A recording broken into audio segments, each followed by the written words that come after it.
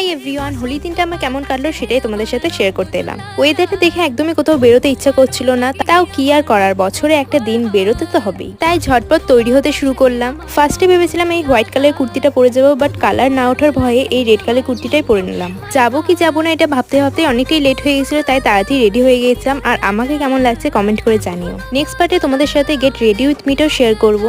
তো যাই হোক, সকাল থেকে কিছু খাইনি, তাই দুটো বিস্কুট খেয়ে বেরিয়ে পড়েছিলাম। বেরিয়ে বুঝতে পারলাম যে না বেরোলেই ভালো হতো। ভেবেছিলাম সোনাঝুরি যাবো, বাট রাস্তায় এতটাই ভিড় ছিল যে ভেতর ঢুকতেই পারিনি। আর প্রান্তিক রাস্তায় খুব একটা ভিড় ছিল না, তাই সেখানে দাঁড়িয়ে রং খুলে নিয়েছিলাম আর অনেকগুলো ছবিও তুলেছি, ভিডিও করেছি। তারপর এখানে রং নিয়ে আমি কি যে পাগলামি করছিলাম আমি নিজেও জানি না। আর আসল কথা তো বলতেই ভুলে গেছি, হ্যাপি হোলি তোমাদের সবাইকে। তারপর ভূত হয়ে সেজে চলে এসেছিলাম ঘর।